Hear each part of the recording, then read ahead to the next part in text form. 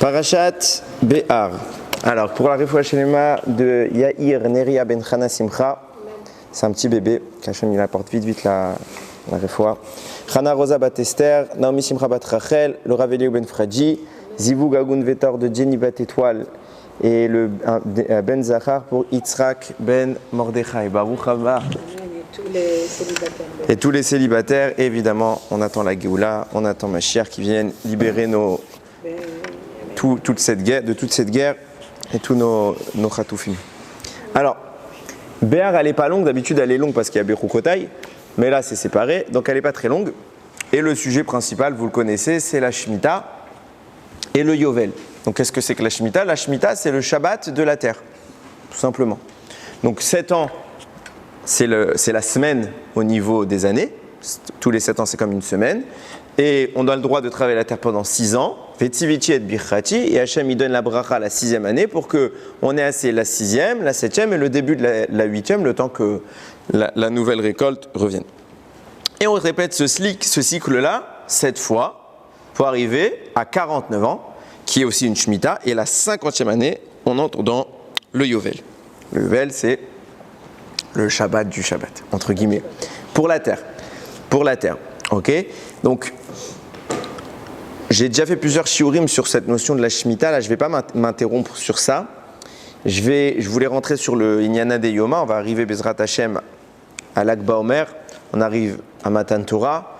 Et il faut arriver prêt. Il faut comprendre c'est quoi les enjeux. Et Bémet, Chazal le note, on voit que le système de compte, c'est pas dur comme corrélation, la Shemitah et le Homer, puisque le système du compte du Yovel, des 7 années, donc 7 semaines, une semaine de 7 ans répétée à 7 reprises pour arriver à la 50e année, c'est exactement le même schéma qui est évoqué dans le Homer. On fait 7 semaines, okay, et on compte depuis Pessah jusqu'à Matan Torah, le 50e jour. On ne compte pas le 50e jour. Okay, le 50e jour, c'est... on vient de commencer. Le 50e jour, c'est vraiment la résultante de tout le travail. On arrive théorim devant Akadosh Baruch Hu, on arrive pour la choupa, et on reçoit... en mariage, on reçoit la Torah, etc. Donc on a ce schéma qui est très répété et c'est rapporté dans le Zohar que Eliyahu Hanavi est venu voir Rabbi Shimon Bar Yochai et il lui a insisté sur l'importance du texte qu'il était en train de rédiger. Rabbi Shimon Bar Yochai était en train de rédiger le Sefer du Zohar, le livre du Zohar, et on sait que c'est au 33e jour du Homer que Rabbi Shimon a révélé le Zohar. Donc c'est ce qu'on appelle le fameux Lag Baomer. C'est pour ça que c'est à ce moment-là qu'on cesse le deuil complètement, enfin partiellement. Complètement, c'est le lendemain pour nous les Sfaradim, ok.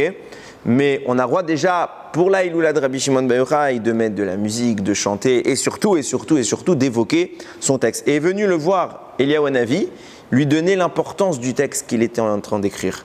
Et il a fait la corrélation avec notre paracha. Il lui a cité ce pasouk-là, Ukratem d'Eror.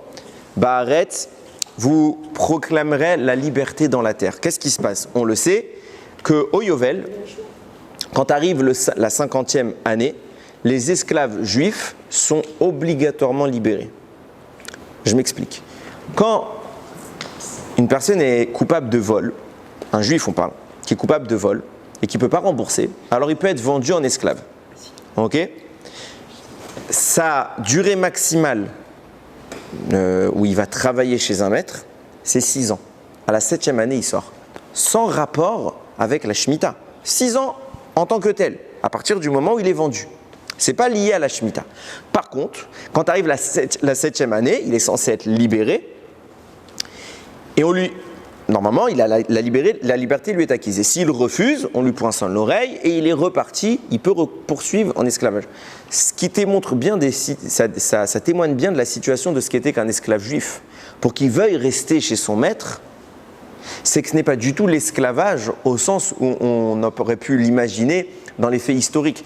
L'esclave juif a des avantages. Par exemple, il est vendu en esclave, il n'est pas vendu en esclave chez la personne chez qui il a fait son vol. Il est vendu en esclave chez un Talmid Chacham.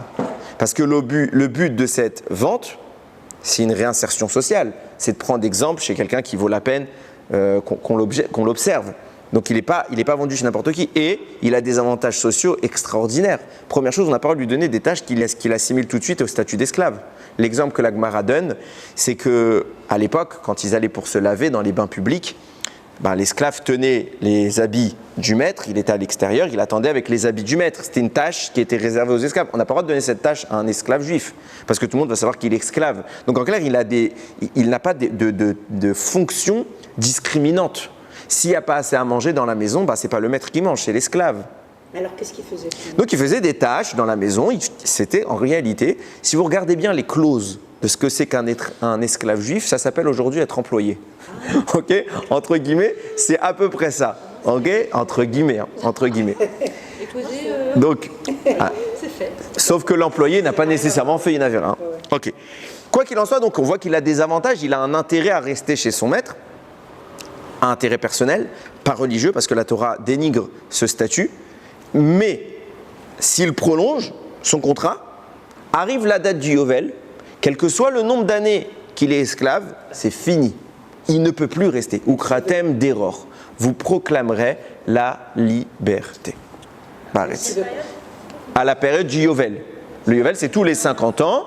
Quand arrive un Yovel, tout esclave est affranchi, tout esclave juif est affranchi.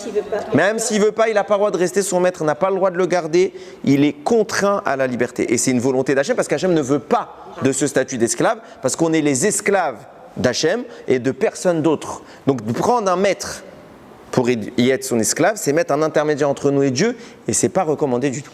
Ok. Après 50 ans. Comment ? Après 50 ans. Oui, après 50 ans, ça fait long. Mais c'est pas obligé, puisque lui, il peut avoir commencé dans le cycle, il peut avoir commencé à la 48e année à être esclave, et il lui restera que 2 ans. C'est que s'il n'a pas de peau et qu'il a. Et encore, c'est lui qui a voulu rester, parce qu'il peut rester normalement que 6 ans. Alors c'est dépendant des années. C'est dépendant des années du Yovel. À la 50e année, le Yovel intervient, il est contraint, j'ai dit quel que soit le nombre d'années qu'il a fait, il est contraint d'être libéré.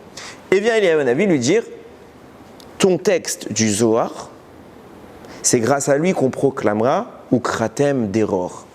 On déclarera la liberté, parce que grâce au mérite du Zohar, quand tu vas l'écrire et que tu vas le transmettre et que dans les dernières générations de l'histoire, il sera remis entre les mains de la population, ça veut dire que tout le monde commencera à mettre un regard dans ce texte qui jusque-là restait un des grands secrets de l'histoire. Quand tout le monde commencera à parler de ce texte, alors Ukratem deror, on pourra proclamer la liberté, et en effet, on sera dans l'époque messianique. Et ce qui nous intéresse maintenant, évidemment, Eliyahu Hanavi le dit, donc il sait de quoi il parle, mais nous on ne sait pas de quoi il parle. Il faut essayer de comprendre pourquoi ce texte du Zohar a un lien aussi puissant avec la Géoula. Pourquoi le fait de parler du Zohar, qu'est-ce que ça provoque, qu'est-ce que ça change? Où est tout l'intérêt de cette étude un peu spéciale de la Torah? Alors on va essayer de réfléchir ensemble, ça va être assez intéressant. Vous savez qu'il y a un piyut qu'on chante sur Bar Yochai. Bar Yochai, Nimsharta Ashrecha, c'est ce qu'on chante généralement le Shabbat. On chante également pendant la Iloula. Ce piyut-là, c'est un condensé de Kabbalah. C'est-à-dire, lisez-le en français si vous ne le comprenez pas en hébreu. Vous allez voir qu'il, même mot à mot, il ne veut rien dire. Il y a des notions extrêmement profondes dans ce texte-là. Les gens le chantent, c'est une belle chanson. On a le minhag de le chanter Shabbat, etc. Mais il faut essayer au moins de toucher du doigt, d'approcher un petit peu de ce que nous avons l'honneur de chanter en l'honneur de Rabbi Shimon Bar Yochai.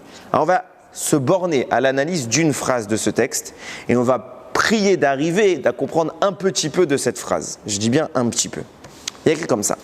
Une des phrases, Bar Yochai, donc Bar Yochai, traduction.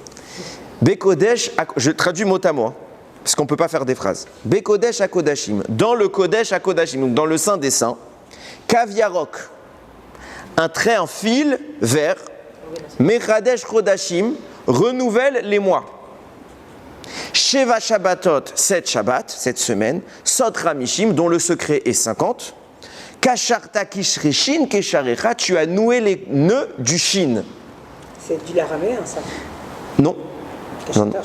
Kasharta Kishre Shin Kesharecha. Non, c'est de l'hébreu normal. Ok, je pense que comme moi, vous n'avez strictement rien compris à cette phrase. Elle n'a ni verbe, ni sujet, ni rien. Ok, c'est 4 affirmations distinctes. Bekodesh HaKodashim, Kav Yarok Mechadesh Chodashim, un trait vert qui renouvelle les mois, 7 Shabbats dont le secret est 50, tu as noué les nœuds du Shin. Et on chante ça, hein? C'est comme les comptines qui veulent rien dire qu'on chante aux enfants. Okay, ils sont ni queue ni tête, et on les chante. Il faut essayer de comprendre, sauf que là, vous allez voir, on va comprendre qu'à la fin, mais chaque étape c'est un trésor. Chaque étape c'est un trésor. On va essayer de réfléchir.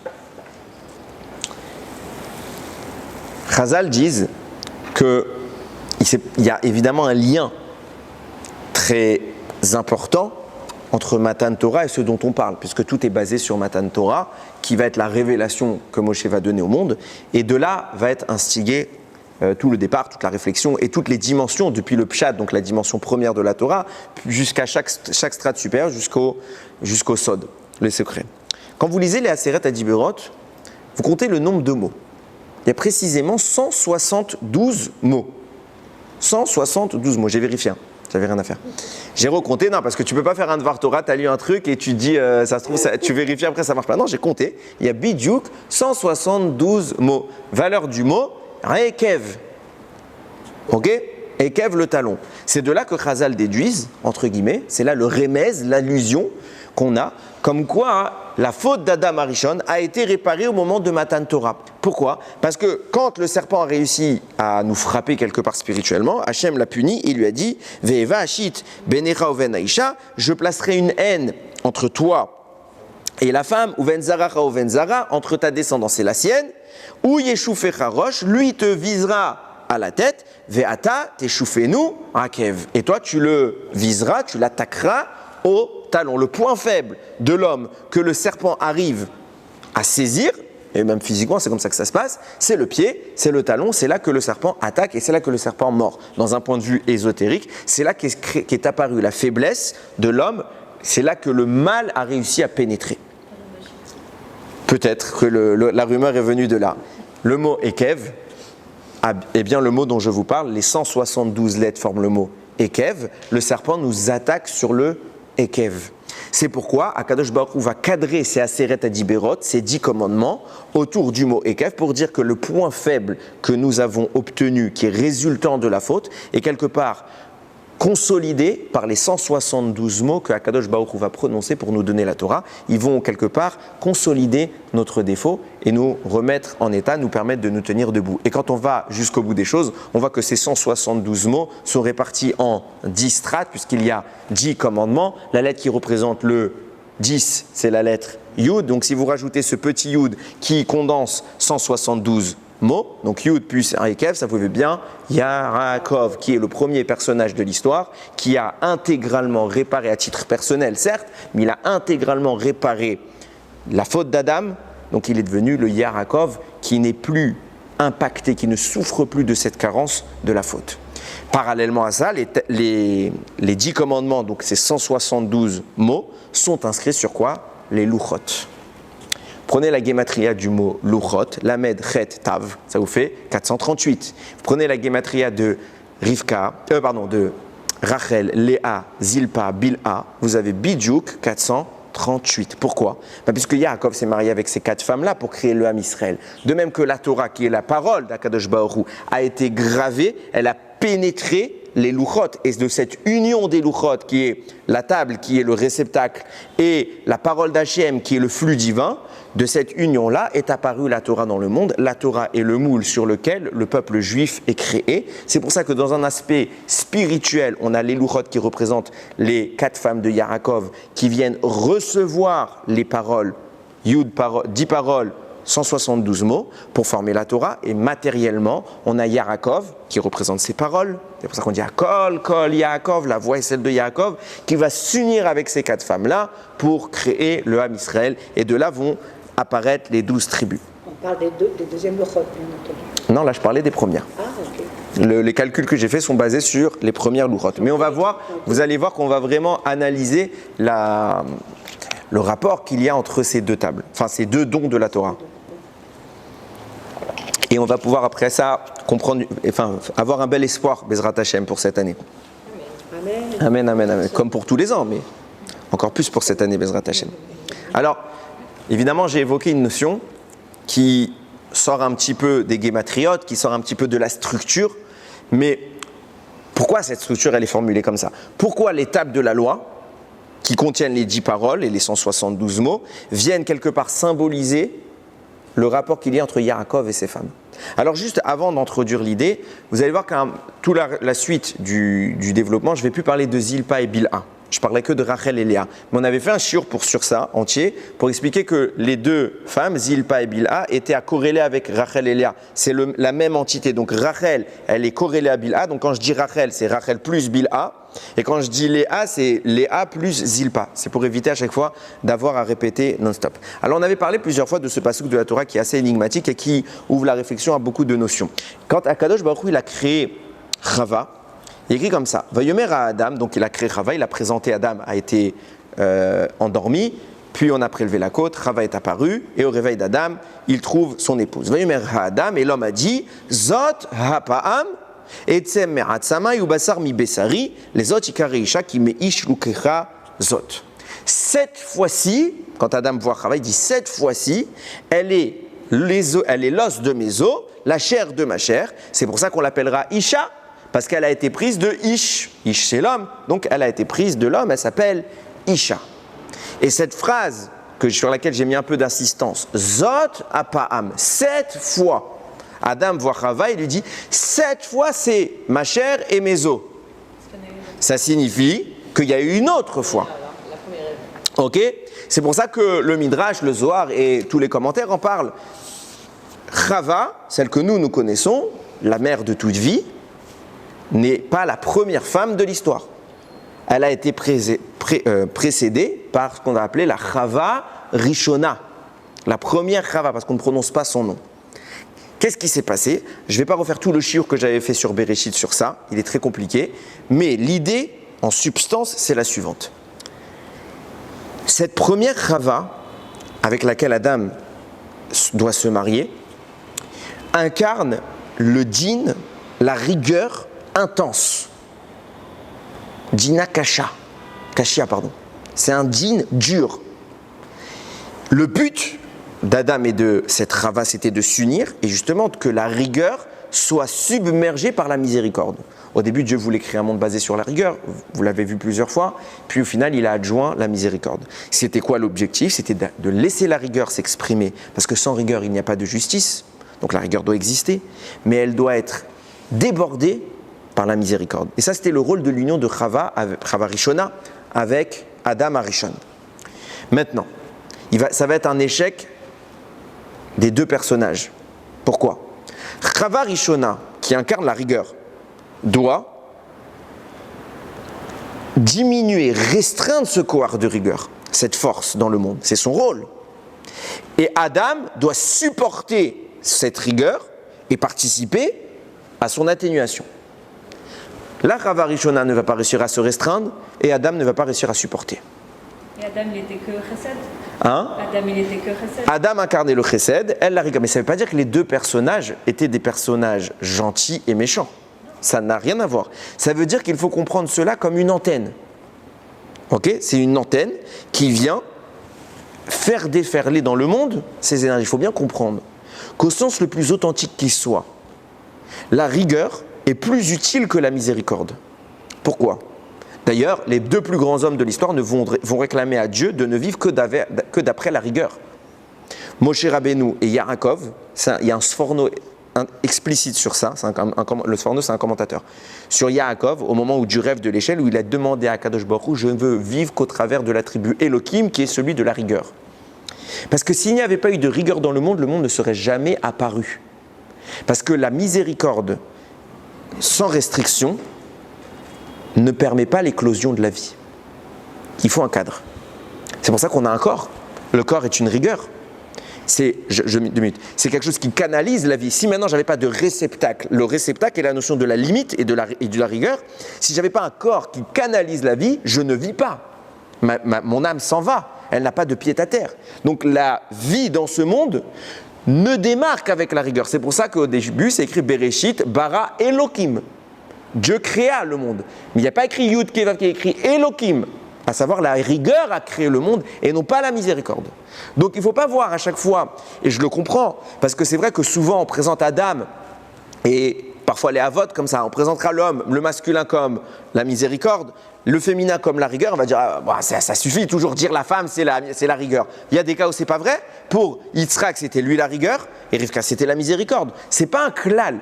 Ce qu'on explique, c'est qu'on parle d'antennes qui viennent capter dans le monde une énergie. Oui, Mechila. Pourquoi ils ont pas Mechila, il avait la question. Excuse-moi. S'il pas généralement la rigueur à Yitzhak, Mais c'est ce que je viens de dire, Yitzhak, c'est ça. Yitzhak, lui, va avoir la rigueur. Mais Yitzhak va l'avoir parce que sa mère la lui a donné, Sarah, et Sarah va réimpacter toutes ces forces-là dont on parle. Pourquoi les deux antennes n'ont pas réussi?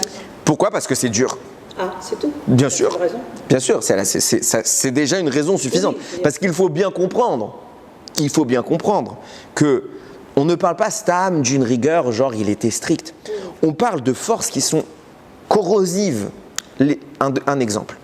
À Rosh Hashanah, il y a 2 jours de Rosh Hashanah, même en Eretz Israël. Pourquoi? En fait, ça s'appelle Yama Rirta, c'est un long jour. Première partie de la journée, on l'appelle Dina Kashia, un din dur, un jugement dur. Deuxième, c'est Dina Rafia, un din allégé. Et on dit, seuls les tzadikim sont jugés le premier jour. Pourquoi? Parce que c'est dur. C'est pas tout le monde. Et même un tzadik, c'est pas tous les tzadikim qui sont jugés le premier jour. C'est l'élite. Les autres, Hachem, il sait que nous, on ne tient pas 2 secondes, alors il nous laisse le 2e jour.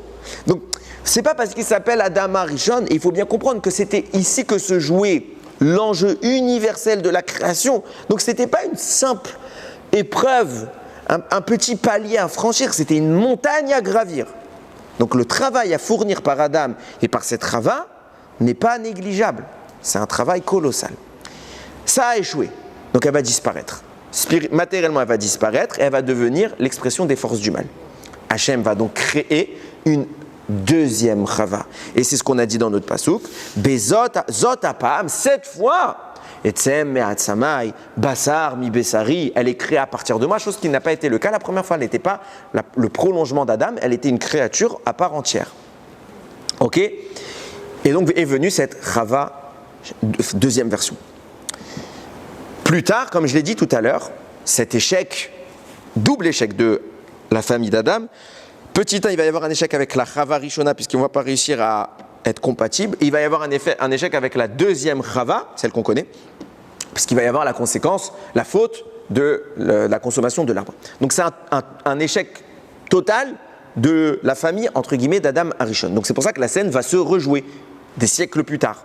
Par qui? Par celui que j'ai introduit tout à l'heure comme étant l'antidote face à la morsure du serpent, à savoir Yaakov, qui lui va s'opposer aux 172 lettres, enfin qui va incarner les 172 lettres de la Torah au travers des 10 commandements, qui était le point faible, le Ekev de l'humain après la morsure du serpent.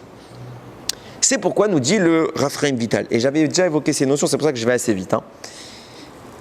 Bachamaïm, tout ce qu'on explique ici, tout ce qui se passe sur terre, c'est le reflet de ce qui se passe dans le ciel. C'est pourquoi nous révèle le Harizal, et c'est ça à peu près l'immense partie, l'immense majorité du développement qu'il va y avoir dans le Etzraïm, dans le Otzrotraïm, dans toute la notion de Kabbalah, c'est que dans le ciel, il y a des dimensions qui s'appellent Yaakov, Rachel et Léa. Yaakov Israël, on va plutôt dire Israël, Rachel et Léa. Il y a un monde qui s'appelle Rachel, il y a un monde qui s'appelle Léa. Léa vient incarner les forces de rigueur premières, celle de la Chava Rishona. C'est pour ça que Léa pleure tout le temps. Elle vient détruire ses forces, chose que n'a pas su faire la Chava Rishona. Oui, j'avais parlé de ça. Ça, c'est juste pour revenir à mon propos. Rachel, elle vient incarner la Chava Shnia, qui est une rigueur plus atténuée. Il faut bien comprendre que dans la compartimentation, on va y arriver, des mondes, Léa est au-dessus de Rachel. C'est la grande sœur. Et c'est pourquoi elle est tellement haute qu'on l'appelle Alma de Kassia, le monde caché. Ce qui explique pourquoi Yaakov n'arrivait pas à concevoir qui était Léa. Léa est trop haute. Pour le moment où Yaakov la rencontre la première fois, il n'arrive pas à rentrer en cohésion avec elle. Pourquoi? Parce que c'est trop haut pour lui. Donc il la dénigre quelque part. C'est pas qu'il la dénigre, mais il n'en s'approche pas parce qu'il ne comprend pas. Ce qui le concerne, c'est Rachel. Donc il veut Rachel. Rachel, va incarner la deuxième Chava. Donc il va y avoir ce tikkun familial et on va voir en effet que le même schéma qui s'est opéré au niveau du couple initial qui était Adam et ses deux femmes va se répéter avec Yaakov, Rachel et Léa. Pourquoi? Parce que finalement, quand vous regardez les choses, on voit bien que la première Chava, qui était une rigueur trop difficile à supporter, tant que l'homme n'était pas prêt, l'homme, la race humaine, pas l'homme, le masculin, la race humaine n'était pas encore prête à subir et supporter un tel élan de rigueur, alors Akadosh Baruch Hu a été, entre guillemets, contraint de la retirer. C'est pour ça qu'elle a été retirée de ce monde et remplacée par une rigueur plus atténuée. Mais l'objectif était bien cette rigueur première. Il y a un midrash, cette histoire de première Chava. C'est un midrash, c'est un zohar, si vous voulez j'ai référence. Oui. Midrash Rabbah, il en parle. Okay. Donc la première Chava a été retirée au profit d'une deuxième. Ben, c'est ce qui s'est passé avec Yaakov. Yaakov au début il va être immédiatement marié avec la Chava Rishona, c'est Léa. Mais il ne la comprend pas. Donc il ne peut pas annuler le mariage, il ne va pas humilier Léa, il comprend que c'est la volonté d'Hachem, il n'y a aucun problème là-dessus. Mais il n'est intéressé que par Rachel. Donc il va faire de Rachel sa vraie femme. Il va se remettre au travail, il va pouvoir se marier immédiatement avec Rachel, et c'était son objectif. Mais on voit qu'il se passe quoi? Rachel ne perdure pas. Rachel meurt. Arrivé en Eretz Israël, Rachel meurt. Avant Israël. À l'entrée. À l'entrée, au moment où Yaakov devient Israël, qu'est-ce qui se passe après? Il y a la naissance de Binyamin, Rachel meurt. On n'est pas en train d'affirmer qu'il fallait se débarrasser de Rachel. On va expliquer tout ça. Mais c'est ce qui s'est passé. Et Léa redevient de facto l'essentiel. Donc on voit qu'on a une expression initiale trop intense, donc on la retire, remplacée par une expression restreinte, qui a vocation à être retiré pour retourner à l'initial. On comprend le zigzag qui est en train de s'opérer. Maintenant, la nuance fondamentale qu'il va y avoir entre Yaakov et Adam, c'est quoi? C'est qu'Adam échoue, Yaakov réussit. Qu'est-ce qui lui a donné ce kohar, cette force de réussite? D'où lui est venue cette énergie? La nuance, c'est la Torah. Nous dit Rabbeinu Bechaye, lorsque Yaakov va s'enfuir de chez lui, puisque Esav veut maintenant sa mort, Yaakov va s'enfuir de chez lui sur ordre de son père. Et son père lui dira Vekar lecha misham isha. Tu vas aller chez tonton Lavan et tu prendras là-bas pour toi une femme. Maintenant, il faut bien comprendre que la notion du mariage, elle a une double connotation dans la Torah. Il y a le mariage physique et il y a le mariage spirituel. Le mariage physique, c'est les couples. Le mariage spirituel, c'est les Bnei Israël avec la présence d'Akadosh Baruch Hu. Donc le mariage qui a été établi au moment de Matan Torah. Donc Yaakov, il se dit, mon père m'a donné un ordre, il m'a dit, va prendre une femme. Donc je dois me marier. Mais il y a deux dimensions de l'épouse. Il y a l'autre épouse, c'est la Torah, l'épouse de tout le Ham Israël, tout genre confondu. Il y a notre épouse physique. Donc je dois accomplir les deux ordres, puisque mon père n'a pas limité son injonction à un seul niveau. Il m'a dit, prends une épouse. Donc pour moi, il y a les deux dimensions. Que fait Yaakov? Avant d'aller chez Lavan, il va à la Yeshiva, chez Shem et Ever. Comme par hasard, il passe combien d'années? 14 ans. 14 ans où il fait quoi? Il étudie. Il se marie avec la dimension spirituelle de son couple.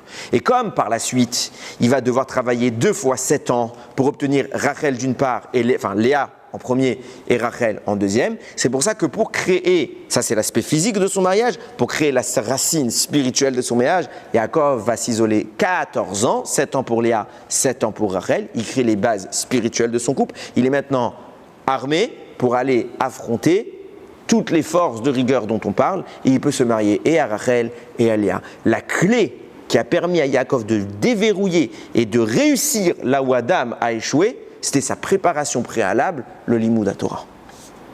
Et pourtant la Torah avait été créée bien avant la création. Pourquoi la première Chava n'a pas... Mais ce n'est pas pour autant qu'il avait un tel accès. D'accord. Il faut bien comprendre, même si Adam avait accès à la Torah, ce n'est pas pareil quelqu'un qui fait l'effort de l'acquérir et qui prend le temps pour l'acquérir, aussi grand soit-il, que quelqu'un qui en bénéficie naturellement. Donc Adam a un niveau, mais il n'a pas su se servir de cet art, que Yaakov a pris le temps. Et la nuance fondamentale également, c'est que Yaakov part de plus bas. Adam est créé tout de suite en haut, Yaakov est créé tout en bas, et lui il remonte, il est le Hekev, puis après il devient Israël, il est le talon, puis après il devient le Roche. Israël c'est Minachon Roche dans les lettres de Israël, il y a les lettres Roche. Et Sar, c'est un prince. Israël, donc c'est le prince de Dieu. Donc il est au sommet, il part de tout en bas, puis il grimpe. Et c'est la nature de Yaakov de faire cela. À la naissance, qu'est-ce qu'il fait? Il est le deuxième, il tient le talon du premier pour dire ce ne sera pas toi le premier, ce sera moi. Je grimperai chaque étape.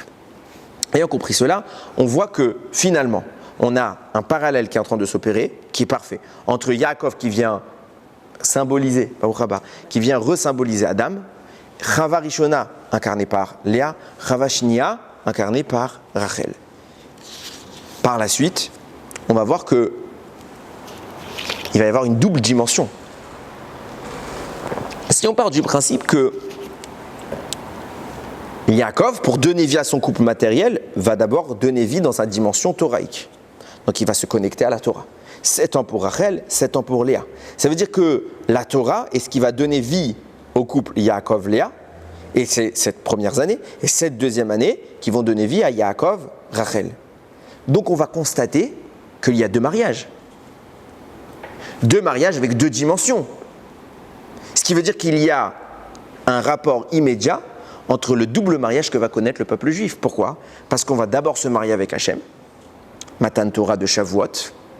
On va connaître un divorce, entre guillemets, parce qu'Hachem ne nous a pas détruits, mais du moins c'était bien parti. Puis on va faire un remariage. Donc il y a 2 célébrations. Et regardez comment se cadrent les choses. Rashi dira, sur le tout dernier pasouk de la Torah, Ulchol Ayad Achazaka, et avec toute la main puissante, Ulchol Mora Agadol, et toutes les merveilles imposantes que Moshe a fait, Asher Asa Moshe l'aîné kol Israël, que Moshe a fait aux yeux de tout Israël. Rashi commente, c'est quoi la main puissante de Moshe? C'est qu'il a reçu dans ses mains l'étape de la loi, la Seret Adiberot. Et qu'est-ce qu'a été la grandeur de Moshe, de tout ce qu'il a fait, cette main puissante qu'il a fait devant les Bnei Israël, c'est qu'il les a détruites. La grandeur de Moshe a été de détruire ces tables. Nous dira le Ramban, Nachmanide, la main puissante dont on parle, c'est la rigueur. Les prodiges, c'est la miséricorde. Qu'est-ce que Rashi vient de nous dire? La main puissante, la rigueur, qu'est-ce qu'il en a fait Moshe? Il l'a jetée par terre, il l'a détruite. Est apparu après, Ulchol Mora Agadol et toutes les merveilles, qui incarnent la miséricorde. Ce qui signifie que les premières tables de la loi se cadrent dans la dimension de la rigueur et sont à apparenter, puisque je fais toute une corrélation depuis le début, entre le couple Yaakov, Rachel et Léa, ok? Toute cette première dimension d'étape qui incarne la rigueur, que Moshe va détruire, vient incarner Yaakov et Léa. Les premières tables sont dans la rigueur, c'est Yaakov et Léa. Dieu va procéder exactement de la même manière que pour la Chava Rishona. On n'a pas tenu face à ce niveau-là. Hachem nous a donné cette Torah, on a tenu. On n'a pas tenu. C'est pour vous dire, on fait que de se planter à ce niveau-là. Donc Hachem détruit ces tables, de même que la première Chava a disparu. Et est apparue une deuxième série de commandements, 10 commandements qui sont renouvelés au travers des deuxièmes tables, qui viennent incarner le deuxième mariage, la deuxième Chava, Yaakov et Rachel. On comprend bien le rapport qui est en train maintenant de s'installer. Et maintenant qu'on a compris cela, on va pouvoir rentrer dans les détails qui sont intéressants, qui sont afférents à notre propos. À savoir que je viens d'expliquer qu'il y a eu 2 Matan Torah. Ok? Un sous l'égide de Léa, un sous l'égide de Rachel. Le premier sous l'égide de Léa, c'est celui qu'on va répéter Bezrat Hashem très bientôt à Shavuot. Il fait suite à la sortie d'Égypte. On compte 49 jours. Et au 50e, on reçoit le cadeau. Shavuot, Matan Torah. Ça, c'est Léa. Et puis ça disparaît. Donc il y a 49 jours, 49 étapes qui mènent à Léa.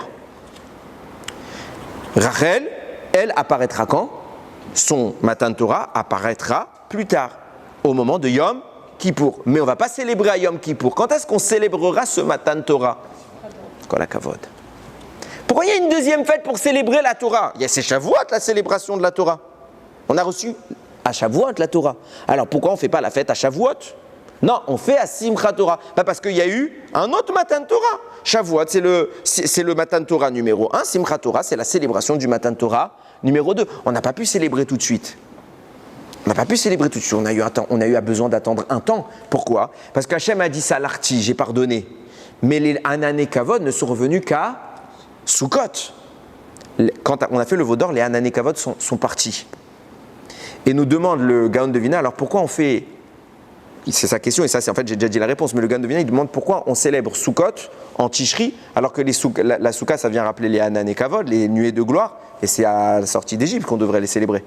elles sont apparues en sortant d'Égypte. Mais ce qui s'est passé, c'est qu'au moment de la destruction des tables, les Hanan et Kavod sont partis du peuple juif et ne sont revenus qu'à Sukkot. Et à ce moment-là, on commence à célébrer le retour d'Hachem. Et on va faire les Sheva Brachot. Arrive le 8e jour, ça y est, on peut célébrer le fait on est marié. C'était vraiment une fête. Cette année, c'est l'inverse un peu. Ah, on va y venir. Ouais, enfin, on va y venir, on va espérer. C'est une vraie fête. Oui, bien sûr, c'est une fête très importante. Quand est-ce qu'intervient Shmini Atzeret? Le 21e jour, le 22e, Mechila, 22e jour du mois de Tishri. Au mois de Tishri, on commence à être jugé. Viennent Rosh Hashanah, le 10 Tishri, on a Kippour, et le 15, on a Sukkot qui termine 7 jours plus tard, le 21. Et arrive le 22e jour, Shmini Atzeret. Pareillement, Matan Torah numéro 1, celui qui correspond à Léa, intervient 49 jours de compte après la sortie d'Égypte, et au 50e jour, le lendemain, on reçoit Matan Torah. Donc il y a 49 étapes qui mènent à Léa, 21 étapes qui mènent à Rachel. C'est pour ça que quand vous regardez dans la Torah la répartition des enfants de Rachel et de Léa, comme par hasard, je dis bien vraiment comme par hasard, Léa va avoir 33 enfants et Zilpa va en avoir combien? 16. 16 plus 33, et j'ai bien dit Zilpa, Rachel et Léa, c'est ensemble. 16 plus 33 font bien 49. Et à partir de là, on atteint la dimension de Léa. Pareillement, puisqu'on a eu 70 descendants, je ne parle pas des enfants, il y a enfants et petits-enfants, les 70 personnes qui sont descendues en Égypte avec Yaakov, qui sont les descendants des 4 femmes de Yaakov. Donc, du côté Léa Zilpa, 49. Du côté Rachel et Bilha, 21. Les 21 jours qui amènent à Shmini Atzeret, qui est le 22e jour, qui est la conséquence, ils sont incarnés par les 21 descendants de Rachel. Les 49 jours qui amènent jusqu'à Matan Torah, le 50e jour, Shavuot, sont incarnés par les 49 descendants de Léa. Et on a un cheminement extraordinaire qui est en train de se produire. Regardez comment c'est rapporté.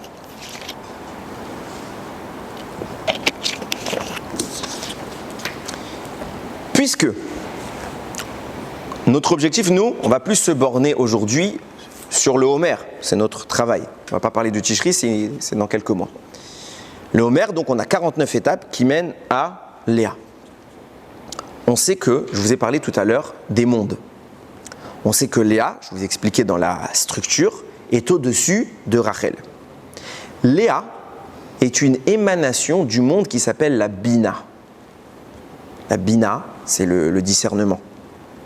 Et il y a Nun, Sha'are, Bina. Il y a 50 portes de ce qu'on appelle la sagesse. Léa émane de cela. On comprend pourquoi la structure qui va être celle de Léa est encadrée par le chiffre 50. Parce que chaque dimension de Léa est incarnée par un palier qu'on franchit avec les étapes du Homer. Et conséquemment de quoi on reçoit la Torah. Maintenant, quand on va jusqu'au bout des choses, on analyse et on voit que c'est pas seulement qu'il y a simplement un rapport entre le don de la Torah numéro 1 et Yaakov et Léa, c'est que leur zivug, leur union génère toutes ces étapes dont je vous parle. Quand on parle d'une union dans la Torah, c'est quoi le mot qui est employé? Pérou, urvu. Ok? Fructifiez-vous. On avait expliqué que le résultat d'une union, c'est un fruit, c'est un péri. Mais le mot qui est employé pour arriver à ce fruit, c'est urvu, multipliez-vous. On est dans la notion de la multiplication. Pourquoi on n'est pas dans la notion de l'addition? Parce qu'on parle d'une union. Quand j'unis deux éléments, je les additionne. Je ne les multiplie pas nécessairement. Parce que l'union d'un couple produit un résultat qui est supérieur à la somme des parties. Quand vous prenez l'union d'un couple, vous avez un homme, une femme, et c'est tout. Donc quand je les unis, ça fait un homme et une femme. Seulement, ce qui se passe quand un homme et une femme s'unissent, c'est que ça produit des éléments qui n'étaient pas là avant. Ça produit des enfants, qui eux-mêmes pourront produire eux-mêmes des enfants, et on entre dans la dimension de l'infini, on est littéralement dans le cadre de la multiplication, on démultiplie un potentiel qui était limité, et on n'est pas dans le cadre de l'addition qui n'est qu'une somme de deux parties sans générer de parties supplémentaires. C'est pour ça que la Torah emploie le mot « urvu ». Quand vous prenez le mot « Léa » et vous prenez le mot « Yaakov », ils vont s'unir, donc ils vont se multiplier. Tout cela va générer le Matan Torah qui est sous l'égide de Léa, à savoir 50 jours depuis Pessah jusqu'à Shavuot, qui sont légiférés par les 50 jours, les 49 jours du Homer. Et la Torah nous dit, dans l'ordre qu'elle nous donne de compter le Homer, Usfartem lachem mimachorat Shabbat, et vous compterez pour vous, depuis le lendemain du Shabbat, depuis Pessah. Beyom aviachem et Omer atenufa, le jour où vous apporterez le Homer, Sheva Shabbatot et Mimot Chiena, vous compterez 7 semaines pleines. Prenez la guématria de toute cette phrase. De tête, allez. Non, je rigole. 6552. C'est le résultat de quoi? Léa fois Yarakov. Quand Léa et Yarakov s'unissent, ils se démultiplient et ils créent les 50 étapes qui amènent à la dimension spirituelle de Léa et Yaakov. C'est quoi la dimension spirituelle de Léa et Yaakov? Les premières tables avec les Aseret Adiberot qu'on reçoit le jour de Shavuot. Akadosh Baruch Hu nous dit, vous comptez toutes ces étapes pour en arriver à ce Matan Torah. Mais regardez comment c'est fort. Ce que je vais vous dire, je l'ai trouvé dans un Mefaresh, il n'y avait pas écrit le nom. C'est pas que je veux voler la vedette, Chaz Veshem, il n'y avait pas écrit ce nom, donc je ne peux pas le citer, c'est pas bien de ne pas citer les sources. Il n'y avait pas écrit, donc je dis Chazal. Ok, je vais dire les sages. Il trouve des choses extraordinaires, il mériterait d'être cité, mais je n'ai pas pu rapporter l'auteur. Il remarque quelque chose d'extraordinaire. Quand Yaakov va descendre en Égypte avec les 70 personnes, la Torah va compter les enfants de Léa, les enfants de Zilpa, les enfants de Bilha, les enfants de Rachel. Regardez ce qui est écrit sur les enfants de Léa. Et les Béné Léa, donc on va tous les citer, les enfants, petits-enfants. Asher Yalda le Yaakov be Padan Aram, qu'elle a enfanté à Yaakov à Padan Aram, Vet Dina Bito, ainsi que Dina sa fille, Kol Nefesh Banav Uvnotav, tous les âmes, tous les vivants de ses enfants, ses fils et filles, Shloshim Veshalosh, 33 enfants. Rashi compte. Il faut toujours vérifier, je vous ai dit. On ne peut pas affirmer des choses comme ça. La Torah a dit 33, je ne la crois pas. Je compte. Et en effet, il n'y a pas 33. Il y a 32. Il manque Dina. Non, il a dit Vet Dina Bito. Il manque une 33e personne. On compte tous les noms, il y a 32. Qui? Ah, c'est Yosef. Non. Il ne se sent pas de Léa. Yosef, ah oui, j'ai compris ce que tu veux dire, c'est pas ça. Hein? Kol HaKavod. Rashi, il vient, il dit, en effet, il manque une 33e personne. C'est qui? C'est Yocheved. Parce que Yocheved, elle a été conçue en Eretz Israël, mais elle a été enfantée à l'arrivée en Mitzraïm. Donc on ne l'a pas citée, mais elle est le 33e enfant. Elle est là, mais c'est un secret. La Torah ne le dit pas. Qu'est-ce qu'elle va faire cette dame? Elle va générer 3 enfants. La première, c'est Myriam. Qui va annoncer la Géoula au Am Israël? Myriam. Elle va dire à son père, papa, ma mère, c'est elle qui fait venir le Goël, le libérateur. Qui va charger après d'endosser le rôle de libérer les Bnei Israël? 2 hommes, Aaron et Moshe. Toute la Géoula, elle est née de qui? De cette femme-là qu'on ne veut pas citer. Elle est secrète. Et comme par hasard, elle intervient à quel niveau?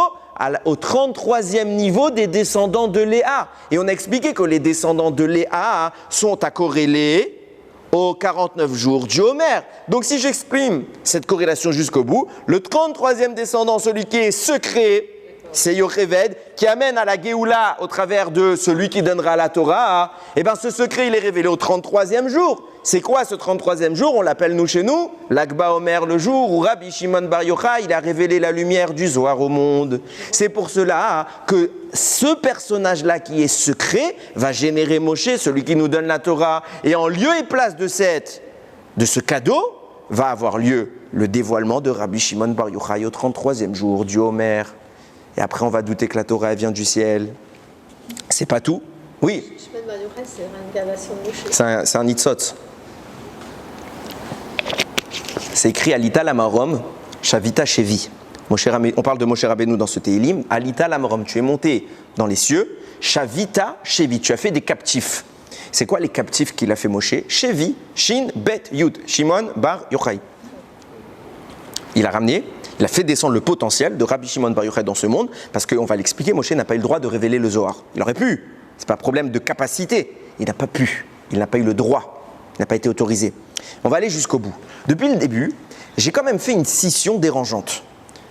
J'ai distingué Matan Torah première version avec Chava Rishona et Léa, Matan Torah deuxième version avec Chava Shnia et Rachel. Ça donnerait, Rasvé Shalom, l'impression qu'il y a 2 Torahs. Et je ne parle pas de Torah écrite, Torah orale. Hein. Genre, il y a eu 2 Torahs. Une première qu'on a basée, et puis une deuxième. Rasvé Shalom. La Torah, elle est unique. Mais notre perception de la Torah va varier. C'est la même Torah, mais le deuxième élan, celui de Rachel, on a dit c'est une rigueur restreinte. Donc elle va exprimer une notion restreinte. Mais ça ne veut pas dire qu'elle n'a pas le même potentiel. Et quand on va tout au bout des choses, quand on dit que Léa et Rachel, dans les mondes spirituels, Rachel est en bas et Léa est en haut. C'est un état temporaire. L'objectif de tout le travail des Bnei Israël au travers de la Torah, de l'étude des mitzvot et des tfilot, c'est de réélever Rachel au niveau de Léa, pour que ce soit un partsouf shalem, ce qu'on appelle une dimension pleine, avec toutes les sphirotes, etc. Oui. Quand on voit l'histoire de Rachel et Léa, et bon, c'est Rachel qui devait d'abord être la femme, et ensuite elle a été remplacée, donc là il y a une différence. Et puis quand on voit l'attitude de Rachel et Léa, on a plus tendance à penser que c'est Rachel qui est plus grande que Léa. Kol hakavod. Alors je fais très vite, parce que c'était le shiur dont j'ai parlé. Je fais très vite pour répondre à cette question. C'est vrai qu'en apparence, Rachel apparaît plus tzadékette que Léa.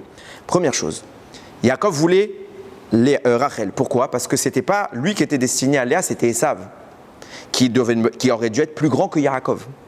Il va louper ce travail. Lui aussi est une rigueur exacerbée. Il devait la détruire, il va échouer. Donc il va succomber à la rigueur. Donc toutes les fautes vont arriver chez Esav. Yaakov endosse ce rôle. C'est pour ça qu'il va avoir une double dimension dans sa neshama. Il va récupérer l'essence de son frère. On l'a Yaakov, puis Israël. Très bien. Maintenant que Yaakov, il a la deuxième dimension, il est toujours Yaakov. Donc il lui faut Rachel. Parce que c'était ce qui lui était réservé depuis le début. Maintenant, Léa, elle devait être mariée avec Esav. Mais elle n'a pas mérité ce rachat. Quel était le rôle de Esav et de Léa ? C'était de détruire la rigueur. Esav échoue. Que fait Léa ? Quelle est la seule information qu'on a sur Léa depuis qu'elle est petite ? Elle pleure. Pourquoi elle pleure ? Elle a les yeux abîmés tellement qu'elle pleure. Les yeux sont un signe de vitalité. Elle a détruit toute sa vie, toute sa vitalité au travers des jeûnes, de la tfila et du pleur, pour détruire toutes les forces de rigueur. Parce que toute sa vie, elle a dit « je ne serai pas mariée à une raclure comme Esav ». Elle a jeûné toute sa vie jusqu'à que Yaakov se marie avec elle. Ça, c'est Léa. On continue. Léa sait que Yaakov ne l'aime pas. Pourquoi il ne l'aime pas ? Parce qu'il n'est pas encore en mesure de la comprendre. Il n'a pas reçu la partie qui s'appelle Israël. Léa, elle dit quoi ? Elle dit, maintenant, toute ma vie, on m'a promis que je serai avec le nul, avec Esav. Maintenant, qu'est-ce qu'on me propose d'être avec Yaakov, mais de prendre la place de ma sœur ? Donc, qu'est-ce qui va se passer le lendemain du mariage ? Tout le monde, toute la planète va critiquer mon attitude d'avoir pris le rôle de la Rachel, alors que ma seule intention était de fonder les Neshamot qui auraient dû résulter de mon union avec Esav. Je ne peux plus me marier avec Esav. Comment je fais pour créer ces Neshamot ? Il n'y a que Yaakov qui pourra les donner. Je ne vise pas de prendre le rôle de ma sœur, mais je sais que tout le monde pensera que ma seule envie c'était de voler sa place, alors que pas une seule seconde je ne pense à moi dans le calcul. Qu'est-ce que je vais faire ? Est-ce que je vais dire, moi c'est pas grave, je vais me trouver un autre mari, et capara pour les Neshamot du Ham Israël, mais au moins je serai tranquille, personne ne va me critiquer, personne ne va me juger, personne ne va m'insulter dans la rue, ou je dis c'est pas grave, plutôt mourir toute ma vie, on va se moquer de moi et on va me dénigrer, mais je fais la volonté d'Akadosh Baruch Hu. C'est ce qu'elle va faire. Au lendemain, à son réveil, son propre mari la dénigre. Yaakov lui dit, mais qu'est-ce que tu as fait ? Toute la planète va tenir le même argument que toi, il est légitime. Mais finalement, la tzadékette, c'est Rachel. J'ai pas dit que Rachel n'est pas une tzadékette. Je dis, mais qui a souffert le plus ? Toute sa vie, elle a souffert. Et la nuance, c'est qu'elle a souffert en silence. Personne ne connaît sa vie. Elle n'est même pas écrite sa vie. C'est tellement vrai ce que je te dis que le Zohar écrit. Il y a écrit Rachel Mevaka Albanea. Rachel pleure sur ses enfants. Parce qu'il y a l'exil et Rachel pleure. Les commentaires disent, mais pourquoi c'est Rachel qui pleure ? Elle n'a que 2 des 12 tribus. Qui devrait pleurer le plus ? C'est Léa, elle en a au moins 6. Pourquoi c'est Rachel qui pleure ? Tu sais pourquoi elle pleure, Rachel, et pas Léa ? Parce qu'Akadosh Baruch Hu est venu voir Léa et Rachel, elle a dit, Léa, t'as déjà assez pleuré dans ta vie, ta sœur, elle n'a pas assez pleuré. Elle pleure pour les enfants. Je ne suis pas chasvé shalom en train de dénigrer Rachel. Je dis juste que toute la grandeur de Léa, elle est telle qu'elle s'appelle Alma Deit Kassia, un monde caché, et on ne comprend pas ce qu'elle a fait. Pourquoi ce n'est pas écrit ? C'est caché. Et cette grandeur, en effet, Rachel, elle a la couronne sur la tête. Pourquoi elle a la couronne sur la tête ? Parce qu'elle est immense, Rachel. Mais on le sait. Léa, on ne le sait pas et on ne peut pas le savoir. C'est quelque chose qui relève du secret. Mais elle n'a pas à se plaindre de sa grandeur. Je t'ai répondu ? Mais pourtant, Léa a bien dit à sa sœur, tu veux me prendre mon mari et tu veux, etc. Ouais. Alors quoi ? C'est quand même la traite. C'est pas un mensonge, pourquoi ? D'accord. Parce que maintenant il s'appelle Israël. Il va s'appeler Israël. il commence à percevoir qui elle est. Et quand bien même tout ce sujet là-bas, que lui a dit ça suffit que tu m'aies déjà pris mon mari, tu veux en plus, etc., etc., il y a tout un inyan profond là-bas. C'est qu'elle savait qu'elle avait encore 2 neshamot à faire venir et qu'elle ne pouvait pas encore laisser Rachel prendre cette place. Elle craignait de perdre ses neshamot pour l'homme. Encore une fois, l'attitude de Léa, humainement, on arrive. Yaakov, il ne comprenait pas Léa. Vous voulez que nous on comprenne? Vous voulez Israël, il a fallu qu'il devienne Israël. Alors on est Israël. On a la chance d'être devenu, par le travail de Yaakov, d'être devenu Israël. Mais c'est un monde, Almad et Kassia. Et tout l'objectif, et je reviens à mon chiot parce que sinon on va jamais y revenir, tout l'objectif c'est quoi? C'est qu'il y a eu cette restriction qui s'appelle Rachel. Mais Rachel non plus n'est pas petite. Elle est petite qu'en l'état à cause de nos fautes. Ce qui restreint le monde de Rachel, c'est les fautes.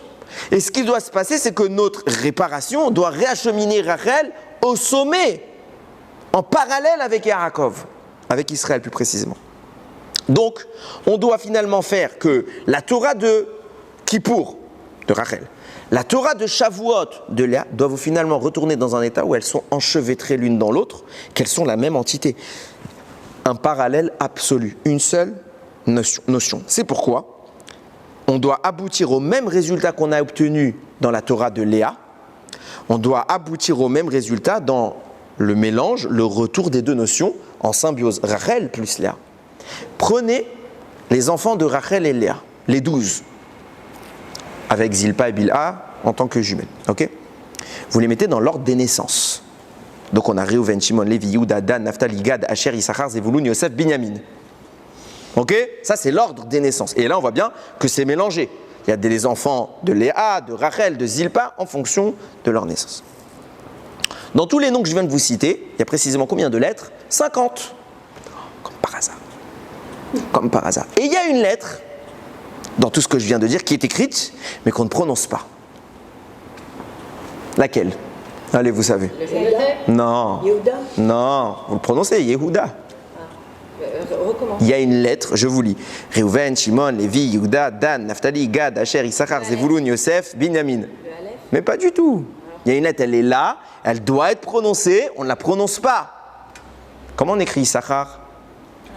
Avec 2 shin. Normalement, on devrait dire Issachar. Mais le deuxième shin, il est là, il est écrit, et jamais vous ne le lirez. Il est en quelle position dans les 50 lettres? 33e position. À la 33e position, il y a un shin qui représente le secret parce qu'il est présent mais muet. Oui. Celui qui étudie, C'est pas ce qu'il y a dit au début. Qui serait shin?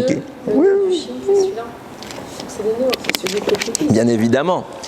Et si on prononçait ce shin là, on pourrait couper le mot Issachar en yesh, srar. Il y a du mérite. Vous commencez à comprendre ce qu'a dit Eliyahu Hanavi à Rabbi Shimon Bar Yochai. Quand toi, au 33e jour du Homer, tu vas commencer à révéler les secrets, ce shin-là dont on parle, maintenant on va définir pourquoi c'est le shin. Mais ce shin-là qui correspond à même à Yochevet, qui amène à la Géoula, on commence à comprendre tout ce qui est en train d'être dit par Eliyahu Hanavi. Quand tu vas faire cette révélation au monde, ce qui était muet va commencer à se révéler et le shin prendra place. Donc s'il commence à prendre place, yesh, srar, il y aura un mérite. Et s'il y a un mérite, vous êtes libérés. De même que Yochevet est apparu en 3e position pour faire apparaître Moshe Rabbeinu, Aaron et Myriam. Maintenant, cette question, pourquoi le Shin? Et c'est là qu'on en revient à notre fameux Piyut, cette petite phrase que je vous ai dit qu'on ne comprenait rien. Bar Yochai, je la répète, Bekodesh HaKodashim, dans le Kodesh HaKodashim, Kav Yarok, un fil vert. Mechadesh Kodashim, renouvelle les mois. Sheva Shabbatot, Sot Ramishim, 7 Shabbats, secret de 50. Kasharta Kishreshin Kesharecha, tu as fait les nœuds du Shin. Qu'est-ce que c'est que cette histoire? On commence étape par étape. Bon, Bar Yochai, on sait c'est quoi? On sait c'est qui? Bekodesh HaKodashim. C'est quoi le Kodesh HaKodashim? C'est le lieu où un homme, une fois dans l'année, pouvait entrer. C'est quand? Yom Kippour. On nous parle de Yom Kippour, pourquoi? Parce que le Kohen Gadol entrait à Yom Kippour. Et vous regarderez, relisez Bezrat Hashem ce Shabbat, ou même avant, ou pendant la Iloula de Rajbi, relisez le Bar Yochai. Et vous allez voir toutes les références qu'il y a au Kohen Gadol. On dit de Bar Yochai qu'il a Tzitz Nezer HaKodesh. Le Tzitz, c'est quoi? C'est la plaque en or qui était plaquée sur la tête du Kohen Gadol, qui est une tiare, une sorte de couronne sainte. On dit que Bar Yochai, il a le Tzitz Nezer HaKodesh. Qu'est-ce qu'on lui dit encore? On dit Shemen Mishrat Kodesh, tu as l'huile d'onction sainte. Qui a pris de l'huile pour la mettre sur la tête d'un homme? C'est Moshe qui l'a mis sur Aaron pour le transformer en Kohen. On continue. Levu Shechoshen Tumecha Veurecha, tu portais les habits du Choshen, le pectoral, qu'on appelle les Tumim, les Urim Vetumim. C'est Bar Yochai, c'est pas un Kohen. Pourquoi on lui dit qu'il est Kohen? Et on dit Bekodesh, et là je reviens à ma phrase, Bekodesh HaKodashim, tu es rentré dans le Kodesh HaKodashim. Quand est-ce qu'il est rentré dans le Kodesh HaKodashim? Il a détruit le Beth Amikdash. Quoi, il va aller là-bas pour faire une visite avec un guide touristique?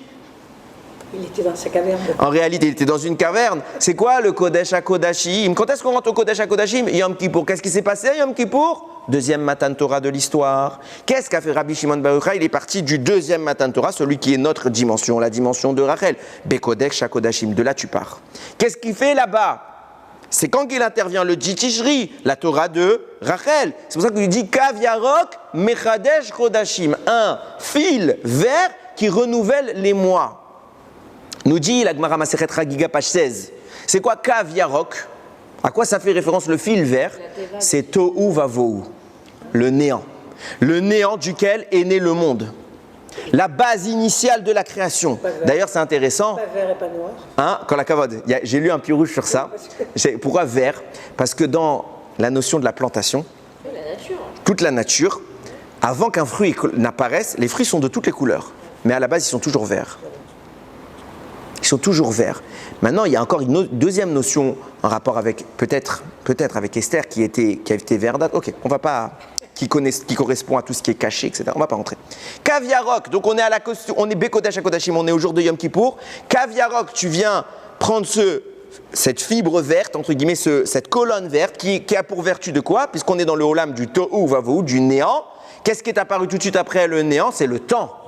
Mechadesh Chodashim, tu renouvelles les mois. On est retourné à la dimension de la Briat Haolam du mois de Tishri, qui est la dimension de Rachel, qui est la restriction de la Torah qu'on a dessus en deuxième instance. Il y a Rabbi Shimon Bar Yochai, il va venir, il va pénétrer cette Torah jusqu'à son sommet. Une fois qu'il arrive au sommet, Sheva Shabbatot Sot Hamishim, on change de cadre. Maintenant qu'on a fini Rachel, on retourne à Léa. Les deux notions doivent s'enchevêtrer. 7 Shabbat dont le secret est 50. C'est qui les 7 Shabbats dont le secret est 50? C'est Léa, le don de la Torah numéro 2 qui a été effectué au mois de Sivan, à Shavuot. Et là, il y a quoi? 50 niveaux à franchir. Et on va arriver au moment où on va lui dire Kasharta Kishreshin Kesharecha. Tu as fait les nœuds du Shin. De quoi on parle? Moshe Rabbeinu, c'est lui le premier à avoir voulu faire ce qu'est en train de faire Rabbi Shimon Bar Yochai. Qu'est-ce qu'il est en train de faire? Il est en train de corroborer d'un côté la dimension de Rachel avec la dimension de Léa. On veut les enchevêtrer pour qu'il n'y ait plus de différence entre Matan Torah numéro 1 et Matan Torah numéro 2. On comprend bien. Qui est le premier qui va demander ça? Moshe Rabbeinu. Quand ça? Quand Moshe Rabbeinu va casser les tables. Hachem va lui donner les deuxièmes tables. Quand ça? À Kippour. À ce moment-là, il va demander à Hachem Ar-enina et kevodecha. Laisse-moi voir ta face. Hachem lui dira Lo ira ani adam vachai. Un homme ne peut pas me voir et vivre. Vayomer Hachem, il lui dit, mais, Hachem continue, il dit, Ine makom iti, voici qu'il y a un endroit avec moi, Venitzavta alatsour, pardon, et tu te tiendras sur le rocher. Vayaba avor, kevodi, quand ma gloire passera, Vesamtira benikrat tu vas te cacher dans le rocher, Veshakoti kapi alecha, je placerai ma main sur toi, à Dovri, jusqu'à que j'ai fini de passer, pour que tu puisses supporter la déflagration. Vasirotiet kapi, j'enlèverai ma main, Veraïta et achorai, et tu verras mon arrière, ou panaï lo yeraou, mais ma face tu ne la verras pas. Rachid dit, c'est quoi l'arrière dont il parlait qu'il a vu Moshe Rabbeinu? C'est le nœud des téphilines qu'on met sur la nuque ici, à Kadosh Baruch Hu met cette téphilines dans une manière spirituelle, et la dimension qu'il a réussi à percevoir, c'est le nœud des téphilines de la Shekhinah. Question, c'est quoi le nœud des téphilines? Nous dit le Harizal, le nœud des téphilines, c'est de là que vient la dimension qui s'appelle Léa. Le nœud des téphilines, c'est Léa. On reprend. Sheva Shabbatot, Sot Hamishim. 7 Shabbats dont le secret c'est 50. Et grâce à ça, tu as tissé les nœuds des téphilines. Mais Moshe Rabbeinu, lui, il a dit pourquoi? Il a dit à Kadosh Baruch Hu, je veux voir le devant. Parce que je ne veux pas me limiter à quelque chose de restreint. Je ne veux pas que l'arrière. Je veux corroborer Rachel avec Léa. Je veux atteindre les secrets intégraux de la Torah. Donc je ne veux pas de la Torah de Kippour, je veux de la Torah de Shavuot, corrélée à celle de Kippour. Et il demande à Kadosh Baruch Hu, puisque tu m'as dit ça, l'arti, tu as pardonné, alors redonne-moi la même dimension de la Torah, la première. Hachem lui dit non, que l'arrière par le devant. Tu t'arrêtes au nœud des tefilines. Tu vas pas au devant. Qu'est-ce qu'il y a au devant? Il y a le tefilin, sur lequel, vous avez déjà vu les tefilines, il y a un shin des deux côtés. Moshe n'a pas eu le droit d'accéder au shin. Rabbi Shimon Bar Yochai, il a récupéré la Torah de Rachel, Bekodesh HaKodashim. Il a dépassé le niveau de Tishri, il est retombé dans le niveau de Nissan où il a initié les 50 étapes de Léa. Il est arrivé au nœud des tefilines. Et après on lui a dit quoi? Kasharta kishreshin kesharecha. Tu as récupéré cette dimension-là, tu as noué le nœud des tefilines, tu as remonté les lanières et tu as obtenu le shin, l'avant. Là où Moshe était limité à l'arrière, Rabbi Shimon a eu le droit de voir l'avant de la Torah. Quand est-ce que tout cela est apparu? En troisième position. Le shin était la 33e position des 50 étapes, des noms des enfants de Yaakov. Le shin de Yissachar. Et quand ce shin apparaît, yesh srar, il y a un mérite. Moshe Rabbeinu, c'est pas qu'il n'avait pas le niveau. Moshe Rabbeinu, il a eu toute la Torah de Rabbi Shimon Bar Yochai. Ne vous inquiétez pas, il a même dépassé ce niveau. Il n'a pas eu le droit de la révéler au monde. Il a eu toute cette dimension à la fin de sa vie. Parce qu'il va réussir, il va être un homme qui va réussir de son vivant à vivre la faute et à faire son tikkun. Personne n'a vécu ça. Personne. Lui, il va le faire. Comme Moshe, on n'est pas en train de faire des comparaisons. Rabbi Akiva, Moshe, Rabbi Shimon Bar Yochai, qui est le plus grand. De vous à moi, en fait, on s'en fiche. De vous à moi, on s'en fiche. Ce n'est pas l'intérêt de la manœuvre. Moshe n'a pas eu le droit de révéler ce niveau. Il a été réservé pour Rabbi Shimon Bar Yochai. Kasharta, Kishreshin, Kesharecha. Et regardez combien cette Torah, elle est merveilleuse. Qu'est-ce qui va se passer quand Akadosh Baruch Hu va nous donner la Torah? On va recevoir les deuxièmes Luchot, celle de Rachel, dans lesquelles il n'y a pas le même nombre de lettres. Le texte n'est pas le même. Donc il y a un delta entre les lettres. Combien de lettres d'écart? 17. Rabbi Shimon Bar Yochai va nous donner la Torah du Zohar au 33e jour et on reçoit toute la Torah au 50e jour, 17 jours plus tard. Qu'est-ce qu'on est en train de dire? C'est quoi la carence des deuxièmes tables de la loi? C'est les 17 étapes que Rabbi Shimon Bar Yochai va révéler. Et cette carence s'appelle Tov. Valeur numérique du mot Tov, 17. Rabbi Shimon Bar Yochai, à partir du 33e jour du Homer, révèle la partie Tov de la Torah. C'est quoi la partie Tov de la Torah? C'est ce shin qui est resté secret depuis le début, qu'on ne prononce pas. C'est Yochevet qui est en 33e position, qui est secrète et qui amène à la Géoula. Voilà ce qu'est l'étude du Zohar. Viens nous dire Eliyahu Hanavi. Il faut s'appeler Eliyahu Hanavi pour le dire. Ce que tu es en train d'écrire, Rabbi Shimon Bar Yochai, ce que tu es en train d'écrire, c'est ça qui donnera Yesh Srar. Il y aura un mérite par l'étude à la fin des temps, dans les mains de tous, de ton livre, qui restera secret pendant des siècles et des siècles. Pendant des siècles, le Zohar n'était étudié que par 2, 3, allez, on va dire 4, 5 élites dans le monde. Pourquoi certains disent parce que c'est trop haut. Qui? Pourquoi certains disent que... Aujourd'hui, c'est pas le temps du Zohar? Non. Certains disent que Rabbi Shimon Rashbi n'est pas l'auteur du Zohar. Ça, c'est une erreur. C'est dû à des faits. C'est le pshat qui dit certains pashtanim, parce qu'il y a eu un moment ça a disparu, puis on l'a récupéré, donc ils n'étaient pas sûrs, etc. L'auteur de toute la Kabbalah, c'est Rabbi Shimon Bar Yochai. Après, les explications du Arizal, du Ramchal, de qui vous voulez, on s'en fiche. Okay? Mais tout l'auteur de la Kabbalah, c'est Rabbi Shimon Bar Yochai. De toute façon, tout le texte de la Kabbalah, on fait que de parler de Rabbi Shimon Bar Yochai. Ok? C'est pas, il y a d'autres rabbanim, hein, mais l'essentiel, c'est là-bas, c'est Rabbi Shimon Bar Yochai et son fils. Donc il se passe quoi? Et on va conclure avec ce beau Yehiratson.